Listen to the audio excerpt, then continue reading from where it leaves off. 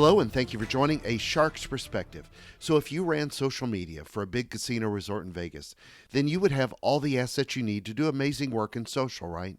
I mean, it's so much more than what you have for your own brand today. But what about all the other resorts with similar assets, shows, restaurants, slot machines, and more? How do you provide an amazing experience on social beyond just the Vegas experience itself? Beverly Jackson is the VP of Social Media Marketing and Content Strategy for MGM Resorts International. And on this episode, we'll discuss content models, social-only stories, deeper stories, keeping central to your message. Social is part of the sales funnel, how to use social for crises, influencers, the Vegas experience, Lady Gaga, social natives, the Fountains of the Bellagio, Michael Jackson, Carrot Top, Terry Fator, and a lot more. So let's tune in to a Vegas experience social expert with a very Vegas shark on this episode of A Shark's Perspective.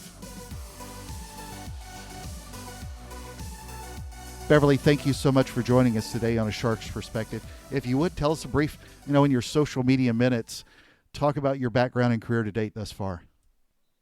Oh, thank you so much, Kenneth. It is a pleasure to be with you. I'm glad we were able to get this scheduled.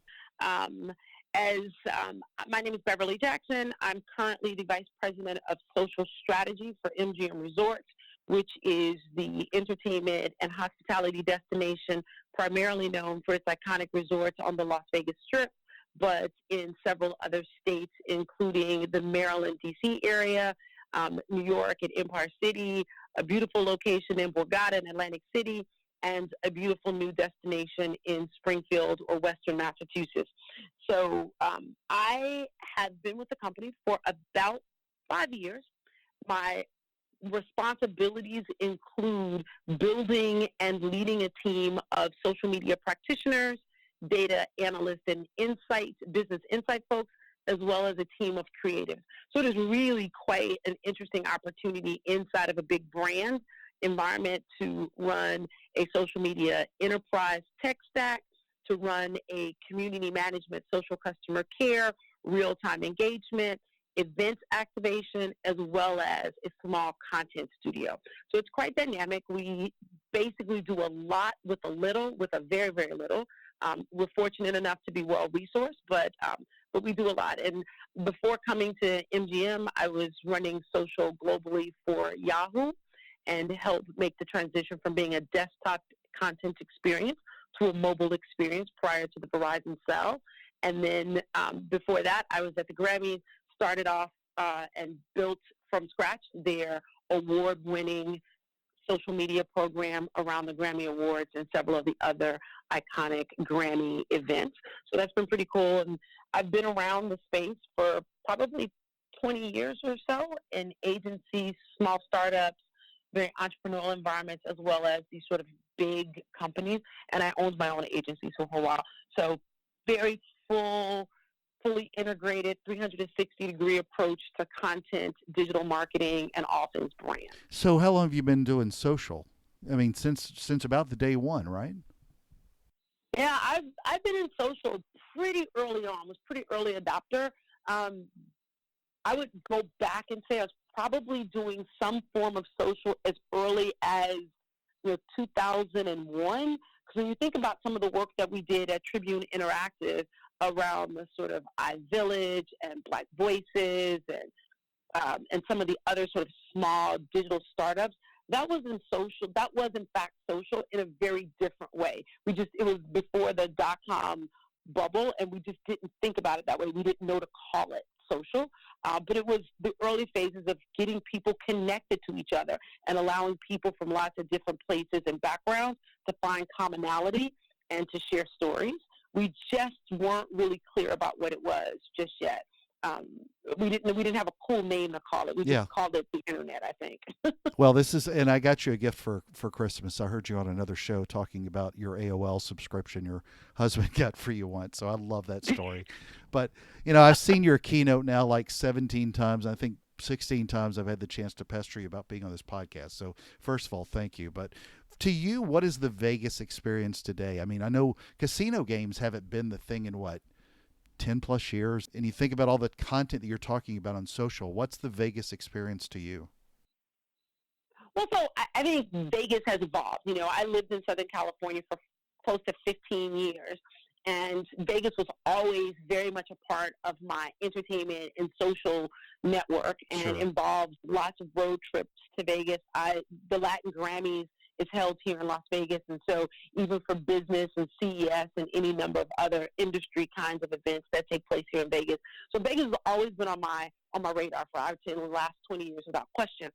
What has sort of changed the most is it went from being sort of like this place where you come and you turn up and you have a good time, and then you go home a little hungover, having a little dehydrated and a little less money in your pocket. And it was about, sort of staying up all night, drinking, partying, and gambling. And then you would come to, to a meeting. Like, I've been to NASCAR events here in Las Vegas. I've been to conventions here as well. But I think what sort of evolved certainly in the last 5 years for me, and probably a little bit longer in the sense of maybe like 10 years, is that Vegas has evolved into a true entertainment destination. Oh, yeah. And not where entertainers who are sort of iconic and legends go to live out their sunset years, but it is where today's A-list performers show up. And so you start to see people thinking to themselves, I could go see performer A or B in my city, or I can buy that same ticket, go to Vegas, have an amazing, incredible meal at a restaurant that I've been dying to try out. I could stay in a great hotel. I could go to an amazing, incredible pool experience, and I can stay in a great room based on whatever my budget is. And so really the experience has become sort of much more textured, much more developed, much more centered around experiences in general. And so you think about it not just as I'm going to go and put some money into a slot machine or a one-armed bandit, and I'm going to hear the ding, ding, ding, ding, ding, ding, ding, or I'm going to run up and look for a 21 and try to hit 21, or try to get roulette or play craps.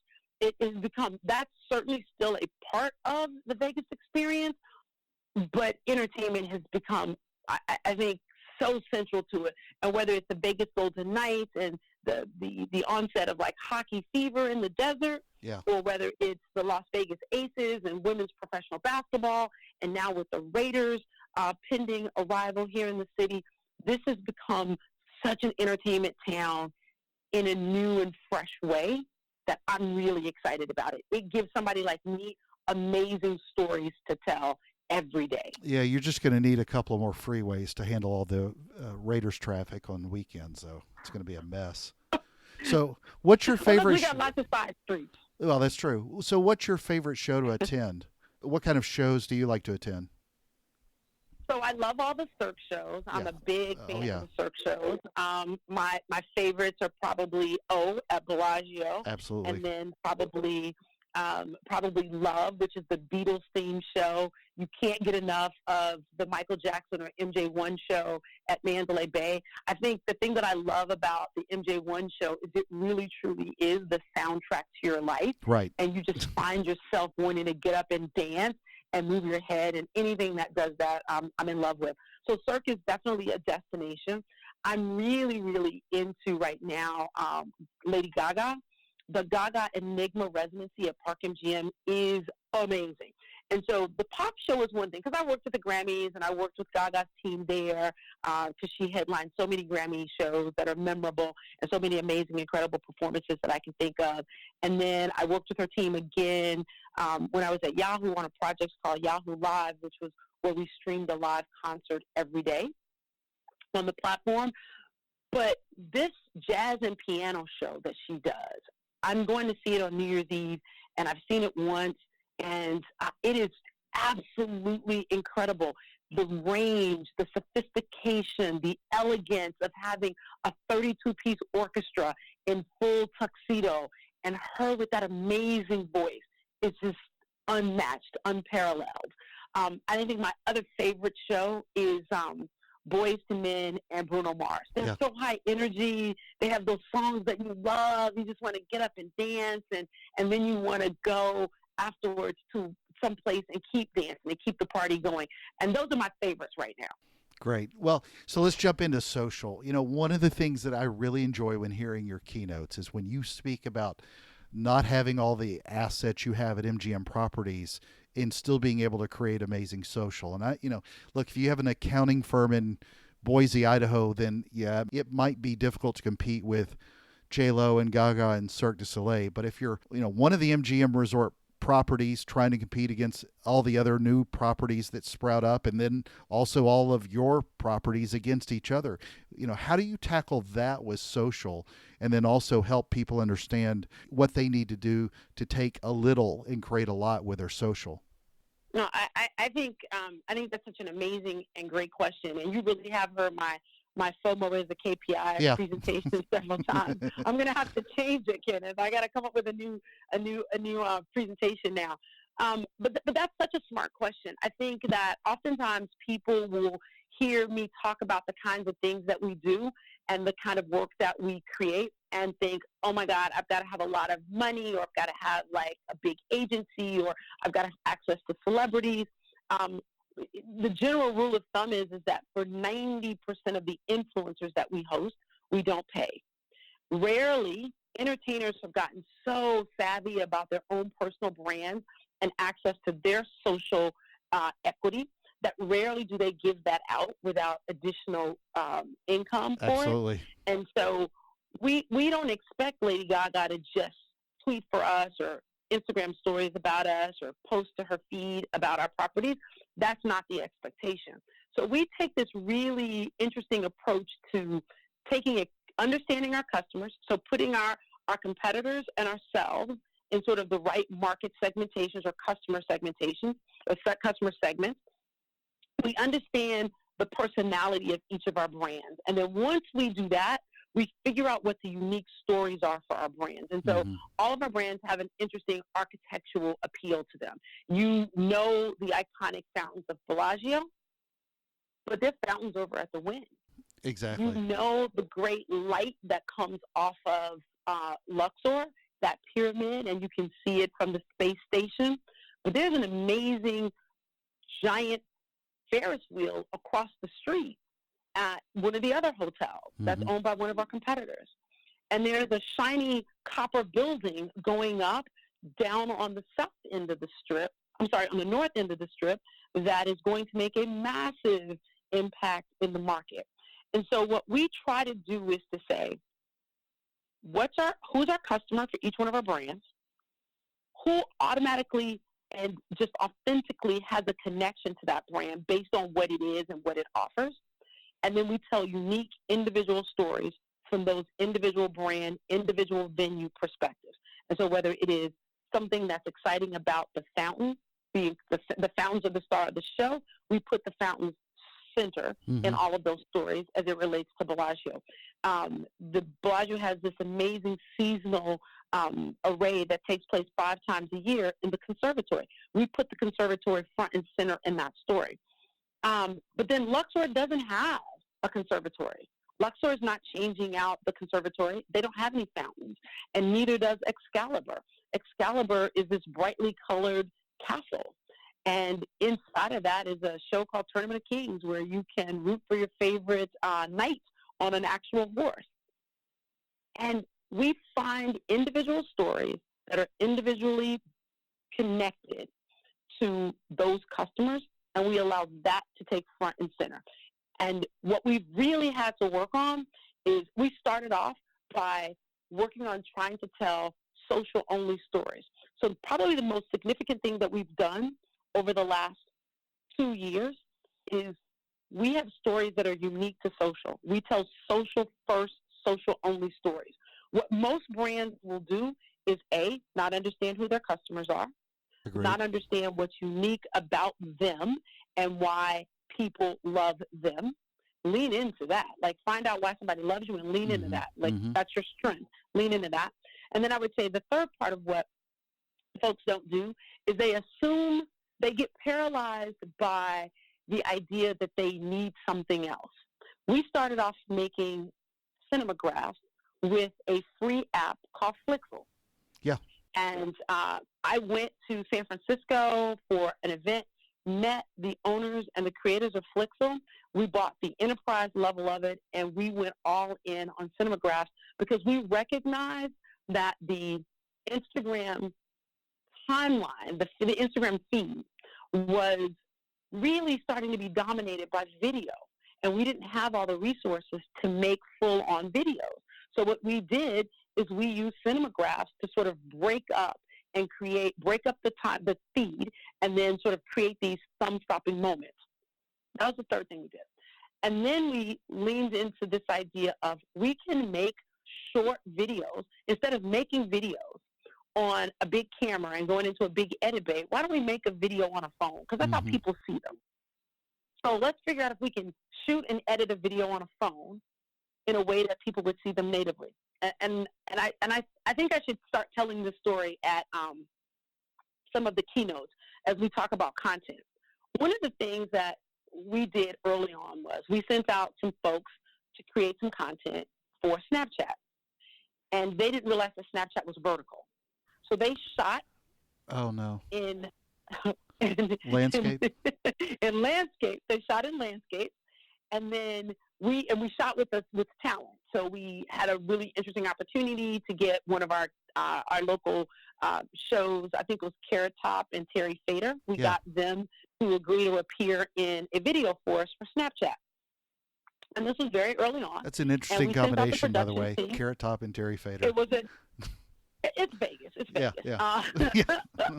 But we sent them out. We sent out the production team, and these were not necessarily people who think and live and who are social natives. We talk about people being digital natives, but we don't think about them as being social natives. And so we sent some folks out to shoot some videos. These are guys who have like Emmy Awards for videos that they've created. They've got long, stellar careers in like video production and television. But they shot this video in landscape, and it did not matter that there was a young person there saying, no, you have to turn the camera. You need to shoot it in portrait. You need to shoot. And so we wound up with this video that was shot in landscape. And in order to even use it on Snapchat, we wound up having to go in post-production and create these little black bars on the side of it. So we lost a portion of the content and the story because we didn't shoot it right. And so that idea of we create content for social by people who think only in social terms. And that's been the biggest translation. When you look at your brand and your customer experience through that social mobile lens, it completely changes the landscape. And so I would say the final part of what we do is we don't take big brand campaigns and try to chop them up to make them social as a way to sustain that campaign. So we create exclusively for social, and if we've got a big brand campaign, we then create an entirely separate campaign that is specifically for the social part of that, just for social. But you do have an amazing amount of material that you are blessed with that's very, social friendly ready. With so many options out there, how do you go about formulating that social media strategy that's, consistent with your plan? Because I love the fact that you brought up that you keep the fountains in the center of that, but really that brand messaging that you're trying to push, there's so many different things that each hotel has just inside the Bellagio alone. There's so much to do with Chihuly's display of the blown glass on the ceiling. All of the different things that go in the Bellagio, the Picasso restaurant, the fountains. That in a way you're almost burdened with too much to talk about, I think, with a lot of the different properties. How do you sort of look at, positioning that to keep some sort of central message without overlooking too frenetically? So we actually created a social positioning statement for each of the brands, including our parent brand, which is MGM Resorts.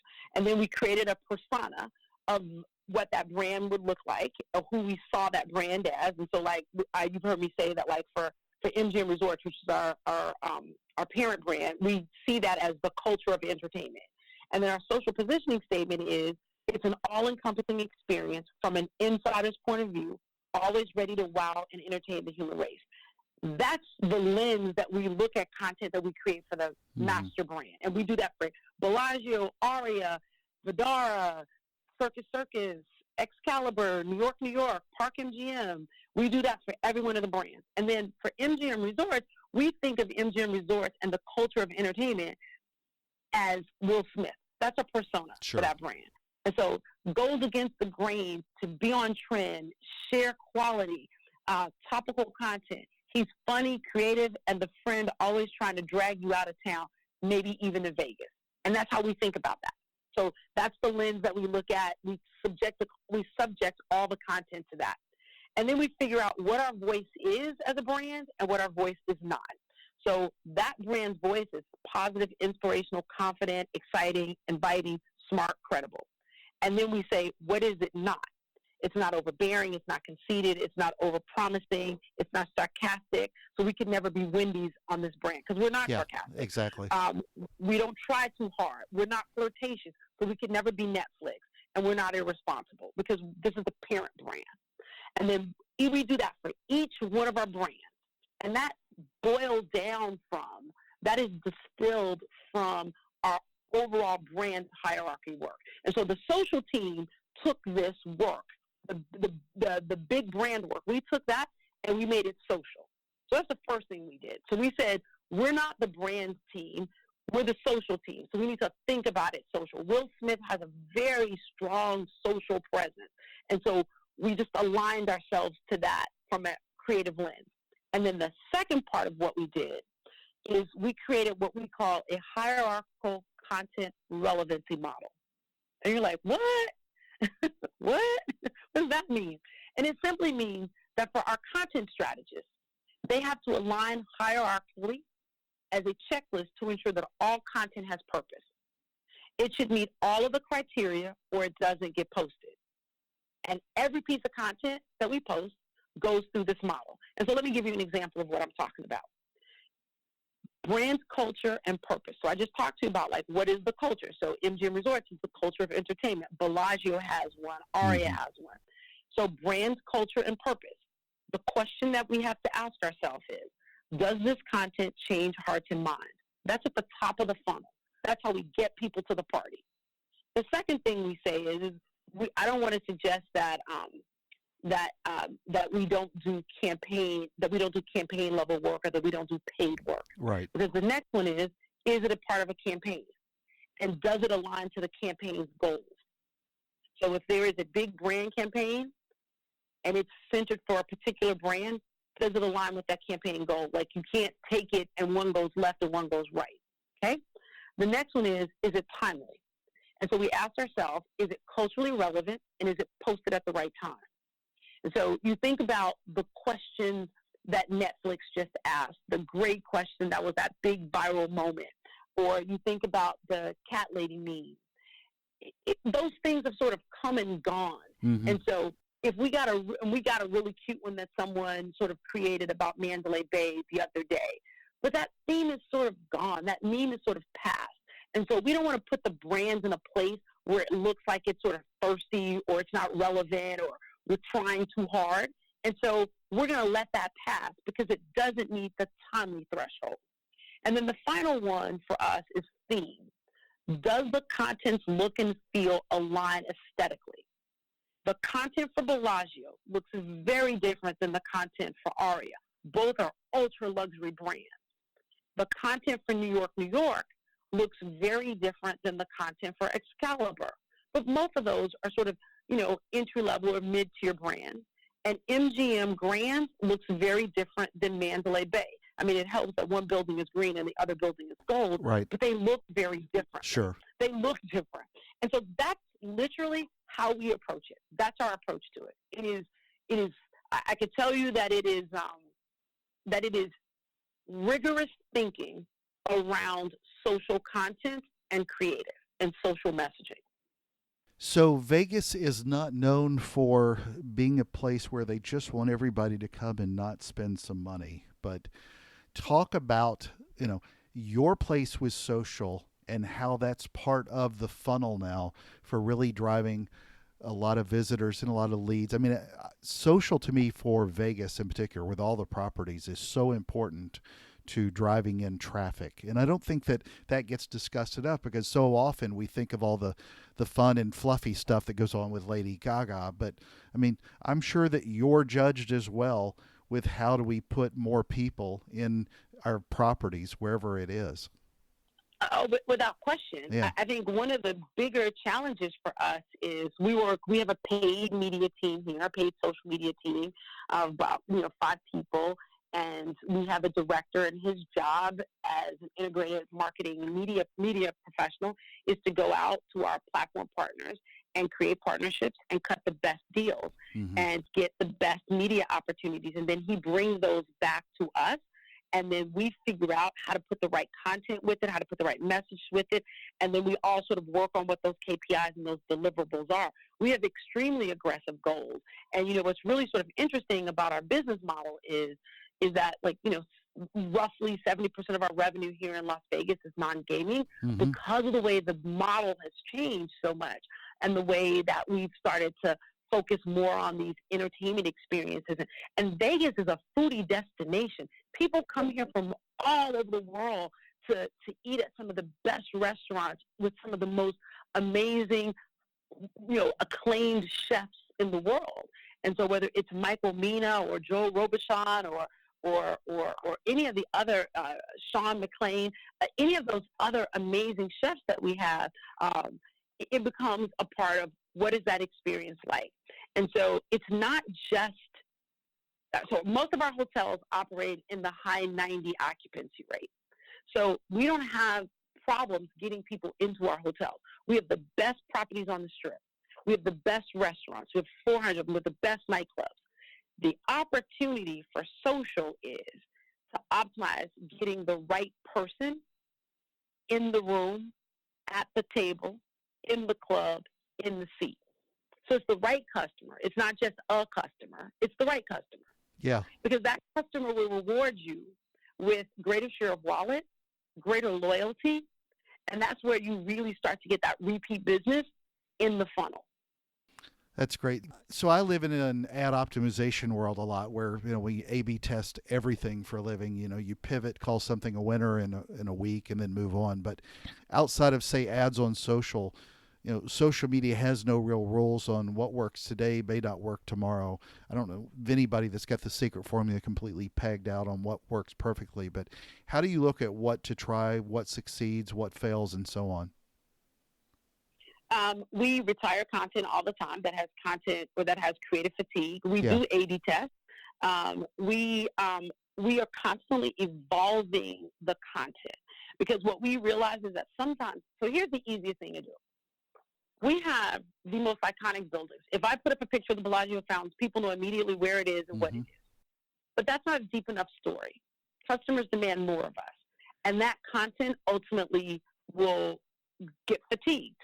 And the words that you write and how you think about the fountain changes throughout the year. It also changes when we think about whether Drake is performing or Tiesto is performing on the fountains, or whether a kabuki performance from Japan is performing on the fountains, whether it's Game of Thrones or the reveal of a Lady Gaga song. There are lots of amazing ways to put the fountain in the middle, but we're constantly optimizing the copy, the ad format, whether it is a carousel or it's an Insta moment, or whether it's, sort of a swipe to go to the website, and then we're going to retarget you and deliver you sort of targeted display ads based on your interest in the different experiences from our social signal. We're constantly optimizing that, and we throw out things that don't work. We have a baseline, though. Like anybody who's ever worked with me or worked for me, I've been a part of my team, and this has been something that I've been sort of working on for probably the last 10 years. I started it at the Grammys. I had it at Yahoo for a while, and I certainly use it here. It's sort of the signature piece of what we do, is we have a social media content manifesto.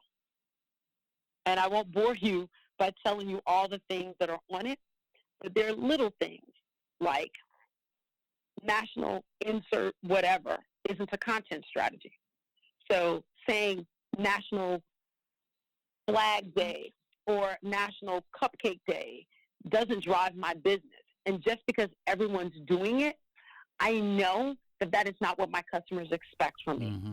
And so I don't lean on the cheap clicks associated by posting hero images of our iconic buildings. And we don't rely on sort of these cheap clickbait things. We try to tell deeper stories. And when you tell deeper stories, what I've found, and that just means multivariant stories, when you tell things that are episodic, when you mix in live with that, when you tell those stories in that way, what it allows you to do is to look for opportunities to see what's working, what's not working, see what's broken, what needs to be fixed, see what works really, really well, and then double down on it. I've long since said that good social is a mix of art and science. Yeah. And so you can't spend your way into optimized relevancy. If people hate your brand and they feel as though you've made a content fail or a social fail, you can't spend enough money in ads to make yourself relevant. I want to drop an amen because I feel like we just took us to church with that one, so I could not agree more. But one of the things I'd love to know is, I think you've experienced a lot of things I've heard you speak about as well, and I'd love to know your viewpoint on how social media, especially with where you've been, with the brands you've worked with, has evolved with crises. I mean, you worked through the Vegas shooting at the Route 91 Harvest Music Fest back in 2017, where people were shot and killed during the Jason Aldean performance. I've heard you talk about running social for the Grammys when Whitney Houston passed away, something that happened, when the email problem broke with Yahoo. How do you sort of look at what you do with the brand and social when crises like that pop up? What have you seen and learned over your career that's helped you better understand how to better utilize social when major crises happen? So, those have been all super, difficult personally and professional. I bet. And I can't tell you that any one of those things, when I think about them or when they come up, doesn't make my heart hurt a little bit. And so, I wish this wasn't a part of what good social media marketing and social media management looked like.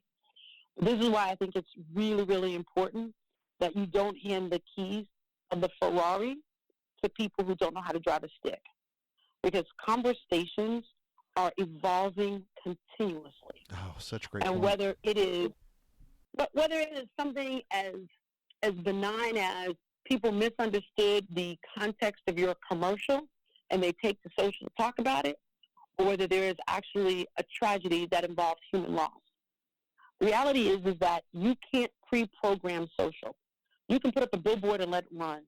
You can put up a television commercial and let it run. And, we've all seen a television commercial that's not been trafficked properly, where you hear it after the holiday, where they're talking about a Memorial Day sale, and it's now like 3 days past Memorial Day, and you laugh, snicker a little bit if you pay that much attention in media, or you see an ad that's running in a print publication long after the event or the moment has passed, and you thought, oh, somebody forgot to pull that out of there.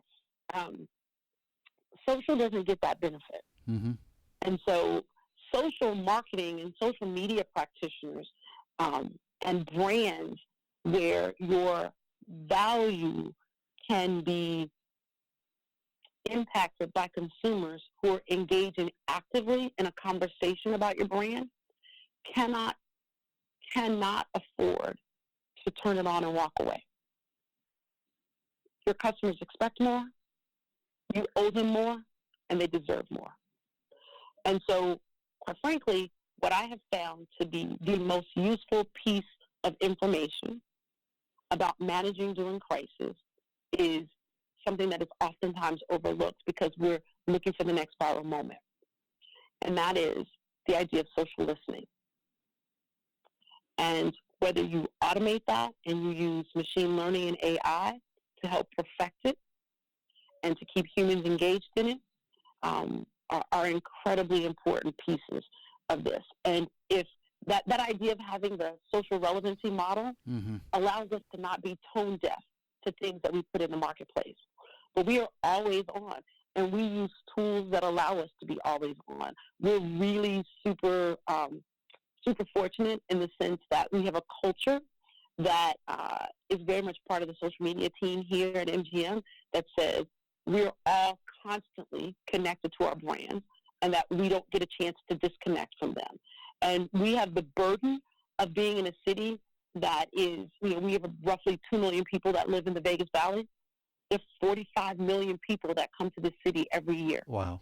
And so people don't sleep and things happen.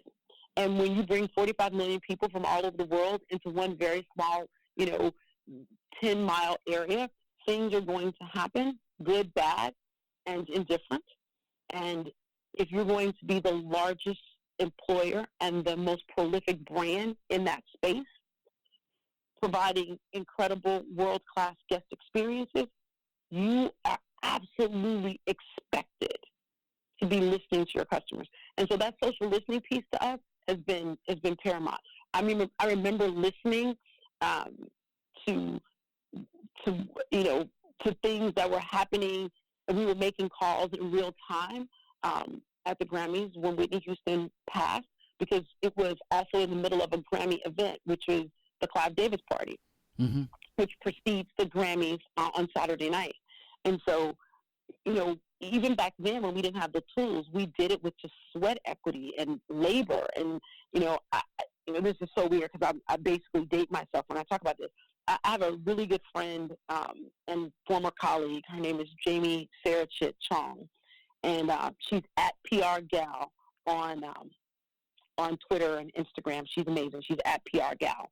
And Jamie, I hope won't mind if I tell this story, but when Michael Jackson passed away, we were at the Grammys and we had just sort of made the migration from MySpace over to sort of Twitter and Facebook, and it was brands were sort of hacking the Facebook platform to find a way to be relevant there. And one of the things that was sort of happened is that we were at a training session in Beverly Hills and wound up at a bar when we heard that Michael Jackson had passed away. And so the next day, we went to the office, and we wanted to be a part of the conversation. Michael was so important to the Grammys that we wanted to be a part of the conversation, but Twitter was so new to us then. Sure. We didn't have all the verified accounts. So we didn't want to retweet from the Grammy account with authority or credibility about something or someone's condolences without ensuring that it was the actual person saying it. And so there wasn't the blue check mark just yet, or very few people had it. So we had marketing team members and communications and PR team members actually reading posts of celebrities to ensure, and so they have to read back like 50, 60 tweets to make sure that it was actually a real celebrity before we retweeted it from the Grammys, before we retweeted their condolences. But I've always been that careful and that thoughtful about the messaging and understanding the power of the brand message. I remember being on Christmas dinner one year when I worked at Yahoo, and we were using a platform to post out Yahoo News messages, and someone accidentally tweeted their personal tweet into the Yahoo News feed. Oh no. And the phone started ringing. I was cooking dinner, the phone started ringing, and I just remembered that that's just about listening. Yeah. But because we were tuned in and listening, we were able to sort of make the correction in less than 5 minutes with minimal impact. Yes, people saw it. Yes, it was a mistake. Mistakes happen. And I'm not putting that on the credibility of something as significant as what happened here on October 1. But again, mistakes happen. You have to be listening. Tragedies happen. You have to be listening. And there is a time to sell stuff, and there is a time to sit down and be quiet. And brands need to know the difference. And that is probably the second biggest lesson that you can learn from managing social during a crisis or a disaster. If there's a hurricane going on and people are trying to use social to connect to their loved ones, and Facebook has to use a marked safe, the last thing they want you doing is targeting them on Facebook or on Twitter or Instagram with some inane message about your product. Agreed. Well, Beverly, you're on a shark's perspective in Vegas. You can do pretty much anything you want to do, including swim with sharks, which is what I love to do. So I have to ask, what is your favorite kind of shark and why? I would say so. I have this. So I'm going to tell you, it is a killer shark.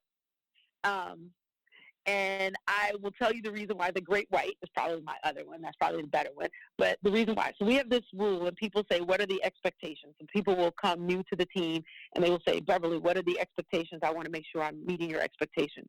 And we're a small, mighty, scrappy team. We do a lot with a little. We don't always necessarily have a lot of resources, but it's really important to have a killer instinct.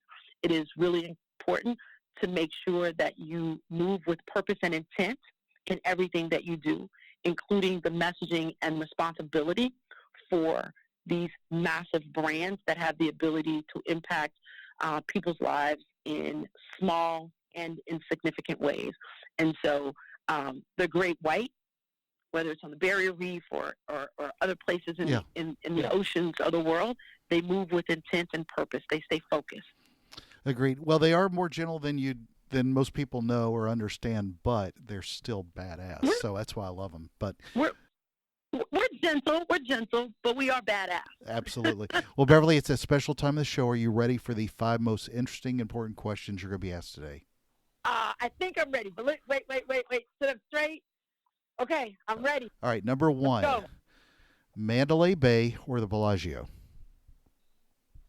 Mandalay Bay.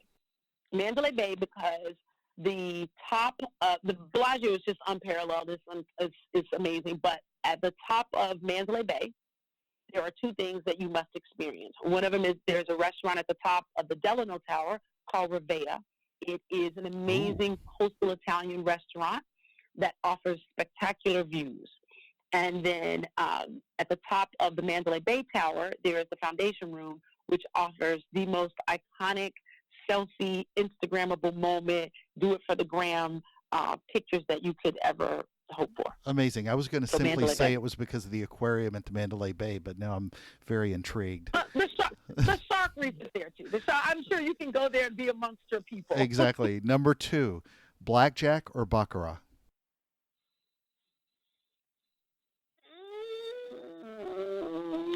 I would say blackjack. I would say blackjack. I say blackjack. I would have said roulette, but you didn't give me that choice. That's true. Number 3, TikTok or Instagram? Instagram. Number 4, Grammy/Vegas question. Whitney Houston or Lady Gaga? Whitney Houston. Why so? I love them both. Gaga. Yeah. I love Gaga. Well, I'll tell you another really short story, which you will find. And I don't usually mention people's names, so now I got to call these people and tell them that I'm mentioning their names. So I have a really interesting connection to both. I went to high school and college with a young man by the name of Michael Beeren. He is a multiple Grammy award-winning producer, composer, just all-around musical legend and icon. People all around the industry know him. He was the music director for the great Whitney Houston, and he was her music director when she sang the national anthem, which I think is still probably the best and greatest rendition of the national anthem ever sang, ever performed live. And he is currently Lady Gaga's music director and conducts the show that she's doing called Jazz and Piano. So Michael and I have known each other for 20-plus years, and he is an amazing, incredible legend, but Whitney Houston, because that isn't truly the soundtrack to my life. If only she had worn a meat dress, though. But, all right. No one wears a meat dress like Lady Gaga. True. All right. Number 5, and the most important question you're going to be asked today is biscuits or cornbread? Oh, cornbread.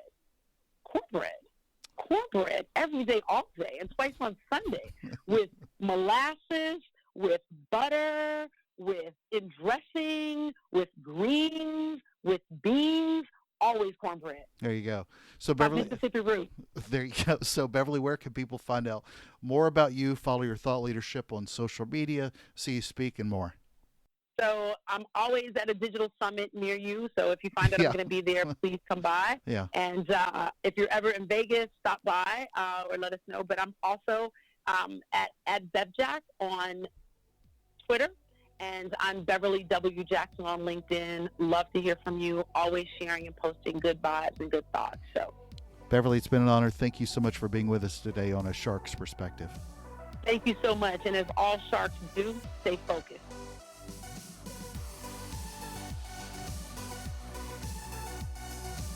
So there was my conversation with Beverly Jackson, the VP of Social Media Marketing and Content Strategy for MGM Resorts International. Let's take a look at 3 key takeaways from my conversation with her. First, one of the things that she covers so well, but I think gets often overlooked at conferences where she does an amazing job presenting, is that she has a lot of video that shows the amazing MGM properties that are very luxurious. And a lot of people think that makes it incredibly easier for her in social media because of all the physical assets there. Well, not true when you consider that she's not competing against the local mom and pop pizza shop. She's competing against all the other amazing properties owned by different ownership groups with different social media teams. And she's not walking around with Vegas money to spend on social media campaigns. She even said that most of her influencer relationships were not paid ones. She and her team are doing a remarkable job competing against other A-list teams. And that's what you've got to think about here. So find your lane and excel at it. Always keep that in mind, too, when judging how you perform against your like businesses. Second, so I spoke with her about a problem that she manages well, and that's what I've seen with a lot of brands who either have sub-corporate brands or specific products or services that social media managers want to build out completely separately. Remember that you can cannibalize your overarching efforts if you build out those stories too far from your central message, whatever that message is. Remember not to be too distinct or too clever. Customers aren't spending nearly as much time as you are picking apart the many layers of who your brand is. And as she described well with the Bellagio as an example, those fountains always stay at the core of their message. It's not a perfect example, but that's what people remember most about the Bellagio. The other stories should at least accent that message, not go in a completely different direction. So go deeper on your social stories and just remember the core of your message. Third, great points on how social for her plays a part in the lead gen and sales funnel. She and her team see bigger value not necessarily bringing people to Vegas, but attracting the right kind of customer who will also populate and take part in the restaurants and shows and etc. on their properties. It's important to note this because not all social selling has to be direct, and it's not all equal as we see here. Some of it is leverage for helping qualify a better lead, and as we commonly see it, it's a chance to upsell, if you will, but in a much better and much softer way. For them, it ends up being a greater share of wallet, greater loyalty, and repeat business. And I think all of us would like more of that. Got a question? Send me an email to kenneth@asharksperspective.com. Thank you again for the privilege of your time. Now go move with purpose and intent. Stay focused, be a shark, and join us on the next episode of A Shark's Perspective.